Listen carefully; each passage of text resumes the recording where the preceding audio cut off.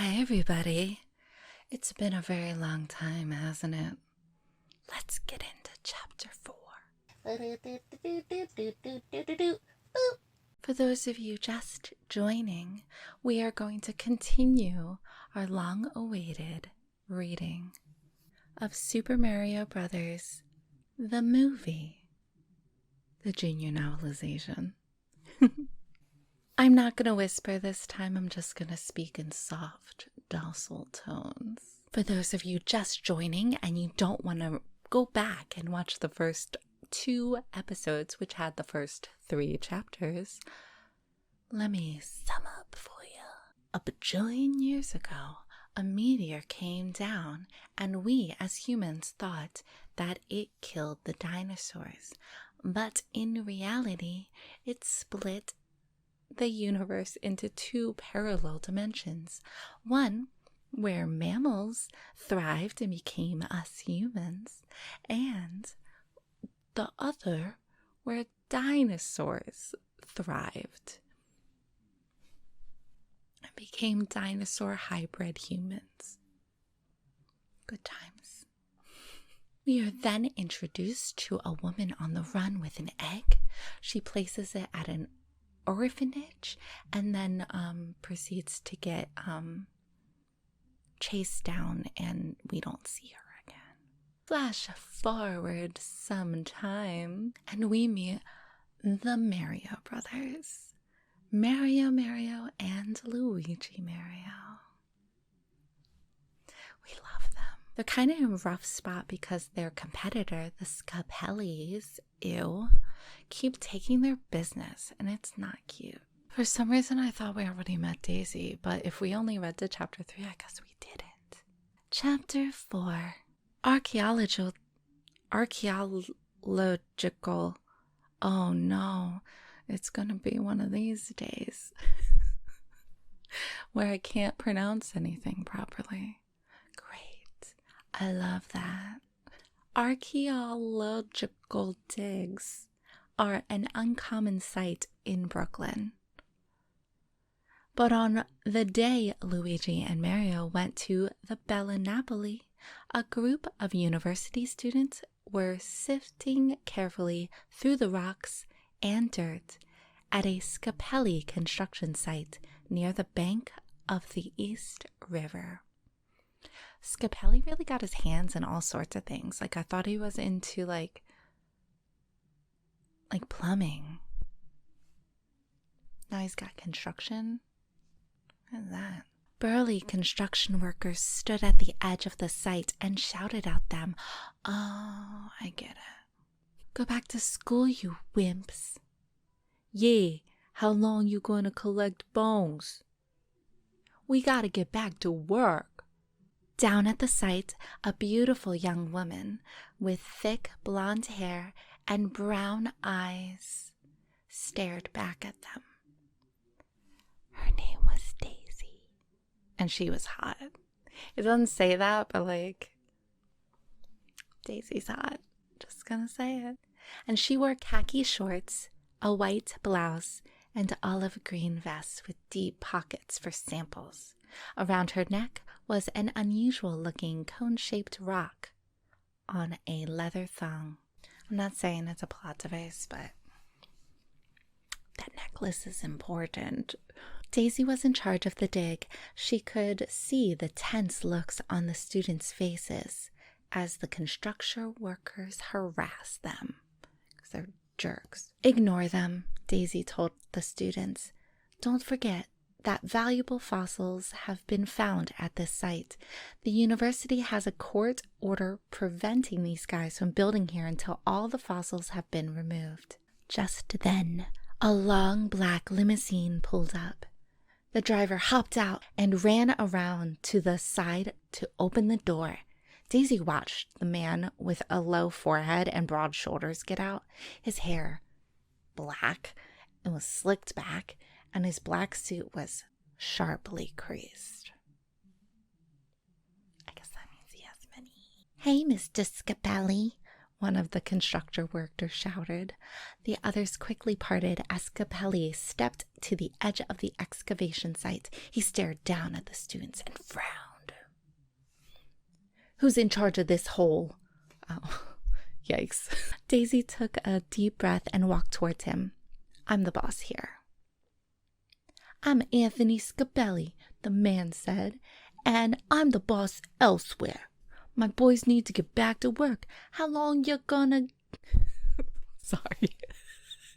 Is this voice awful? "How long you gonna dig up these bones?" "As long as our court order lasts, Mr. Scapelli," Daisy replied patiently.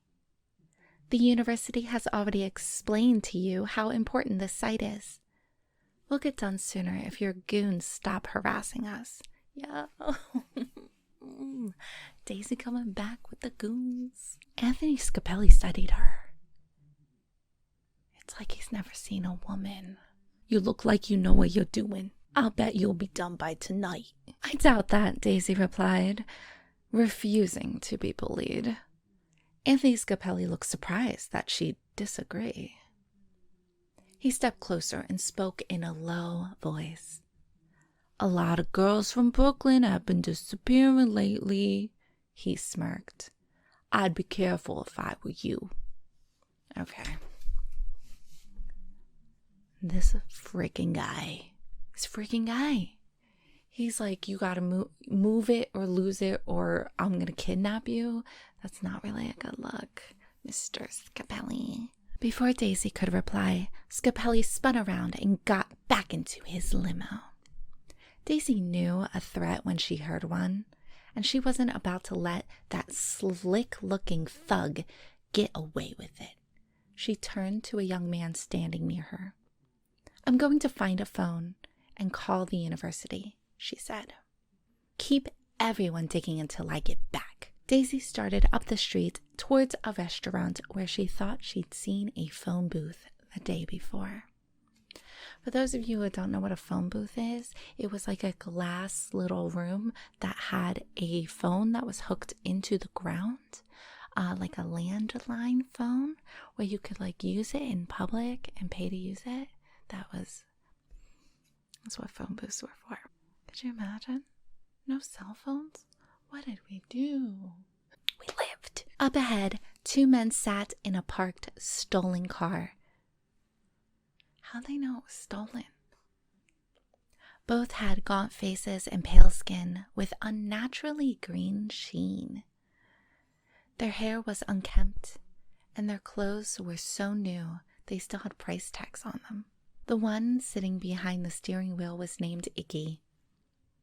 He wore a purple jacket with the wide pointed lapels, a shiny purple shirt, and a medallion on a chain around his neck. That's hot. Beside him sat Spike, who wore a gray jacket and a black turtleneck. He also wore a medallion on a chain. They both looked strangely out of place. For several weeks now, the two had been searching Brooklyn looking for a peculiar young woman. They'd already kidnapped several, but they turned out to be the wrong ones. Even when I know it's going to happen, it's still shocking to read it. These mistakes had created a considerable amount of tension between the two. "This time you better not blow it," Iggy said. "Since when am I the one blowing it?" Spike asked. "Look at you, like you really fit in wearing that ridiculous suit." I thought the suit was hot, so. "I look like a regular Brooklynite," Iggy insisted. "You're the one who looks stupid." "No, Suddenly, Spike noticed someone walking towards them. "Hey, is that her?" Sure it's her." Iggy squinted uncertainly. "I mean, she's got 2 arms, 1 head, 2 legs." "So did the last 4 girls we kidnapped," Spike snapped. "The boss is gonna kill us if we blow it again." Okay. Is that all they were going off of? Is that all the description that they needed or that they had to find what they were looking for was a girl who had 2 arms and 2 legs and a head? I mean, it's not every girl, but it's a lot of them, especially in Brooklyn. You need something else, right? Like a hair color, something. We won't blow it, Iggy said. He shifted the car into drive and pressed on the gas. Crunk. Their car smashed into a parked car in front of them. These guys are really smart. It would be nice if you knew how to drive, Spike said snidely. I know how to drive, Iggy replied angrily as he backed their car directly into the car parked behind them. Just not one of these. He doesn't know how to drive one of these. One of these, like, Brooklyn cars, I guess. Finally, Iggy steered the car into the street, lurching, coughing, and scraping other parked cars as it began to follow Daisy. Just up the block in front of the Bella Napoli restaurant, the Mario brothers were having car problems of their own. Oh no. The van wouldn't start. Mario opened the hood and looked at the engine. Hand me a wrench, Luigi, he said, holding out his hand. Mario felt Luigi put something in his hand, but it wasn't a wrench. It was a glove. Hey, Luigi, he said. What's the matter with you? Luigi didn't answer. Mario looked up and saw what was wrong. Luigi was staring at a pretty young woman with thick blonde hair who was standing at a payphone on the sidewalk. She was digging through her pockets for change. I wonder who that girl could be. It all comes together. Hey, listen, Mario said. Either go talk to the girl or help me out here, okay? Luigi seemed to snap out of his daze, reaching into his pocket for a quarter. He started over towards the payphone. Yeah, shoot your shot. Mario watched him go. He hoped Luigi would think of something intelligent to say. His younger brother needed a woman in his life. Luigi gave the quarter to Daisy, then stood staring at her while she made her call, because that's not creepy. He couldn't take his eyes off her. She was so pretty. Daisy hung up and bit her nails worriedly. She couldn't get anyone at the university to agree to more security for the site. And who were those 2 creeps in the car? Were they following her? You okay? Luigi asked. I guess so, Daisy said. Thanks for the change. Luigi stared down at his shoes. He wanted to keep talking to her, but he didn't know what to say. I'm Daisy, said Daisy. That's nice. Luigi smiled nervously. I never met a daisy before. I mean, I've seen a lot of flowers lots of times. He stopped talking, worried that she might get the wrong impression. Not that I hang out in flower shops? Oh boy. This poor boy. Over by the van, Mario rolled his eyes. His brother was about as smooth as sandpaper. Well, bye? Daisy said.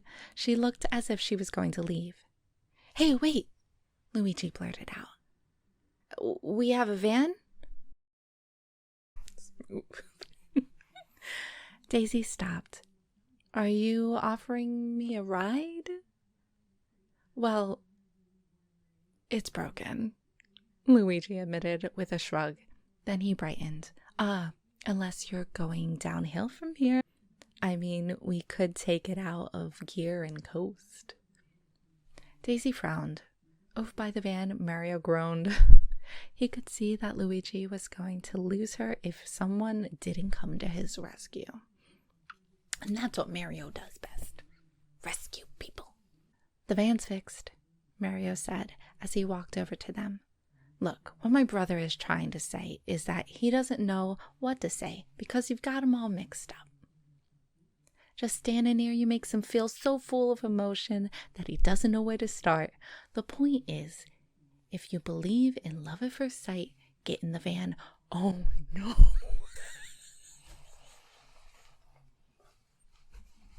Mario, no. Oh my god. Okay. Daisy was a bit shocked at Mario's bluntness, but at least he was honest. And Luigi was cute. And those creeps in the car were making her nervous. She got in the van. Thank goodness I know that these are the good guys, because I would be really worried for Daisy right now. As Mario drove toward the evacuation site, Daisy told them a little bit about why she was in Brooklyn digging up dinosaur fossils. But too soon it seemed they arrived at the site. Well, thanks for the ride, Daisy said. She reached for the door handle, then paused, looking back at Luigi. It was a pleasure to meet me. It was a pleasure to meet you, he said. God, he really is as smooth as sandpaper. Hey, Luigi, Mario said. Wasn't there something you wanted to ask Daisy? Huh? About tonight, Mario hinted. Remember Bella Napoli? Oh, yeah. Luigi still couldn't get the words out. Mario sighed. My brother was going to ask you to join us at the Bella Napoli for dinner at 8 o'clock, Mario said. He just doesn't want to seem too forward. Oh, no, that's all right, Daisy said quickly. Dinner would be nice. Great, Mario said. We'll pick you up at the excavation site, okay? Fine. Fine. In their apartment that evening, Mario put on a dark shirt. Luigi decided to stay with his hooded sweatshirt. As usual, when one of them was nervous about something, they started to argue. I'm sick and tired of you running my life, Luigi said as he combed his hair. Don't talk for me anymore. Okay, brah. You couldn't even talk to her if you wanted to. Mario pulled on a tan sports jacket. If you want to talk yourself, you gotta open your mouth. Words gotta come out. What was I supposed to say? Luigi asked. Hi, princess. I'm a plumber. I see what you did there. Mario's jaw dropped.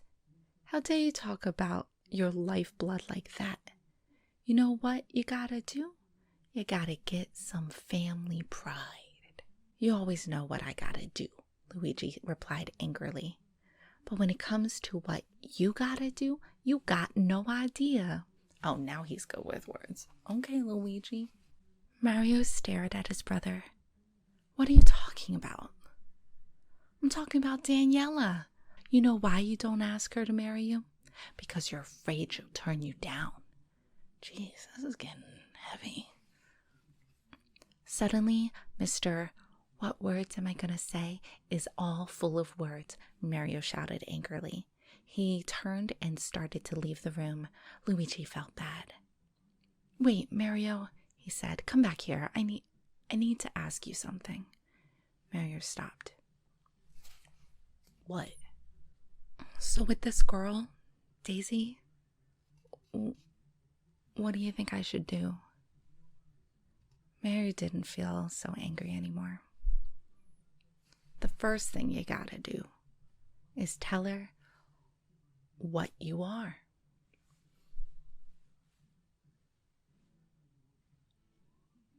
Even if the girl is a princess, their toilets clog up to, Okay, let me continue. Okay, let me say that whole sentence again. The first thing you gotta do is tell her what you are. Even if the girl's a princess, their toilets clog up too, And that is how chapter 4 ends. Thank you for joining me on this amazing journey. I know it has been a very long time since we've had one of these. Probably over a year now that I think about it. Well, that's okay.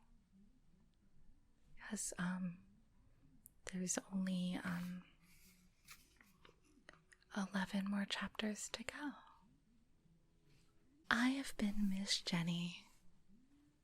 I will see you guys next time for another wonderful reading of the Super Mario Brothers movie, Junior Novel Edition. Bye.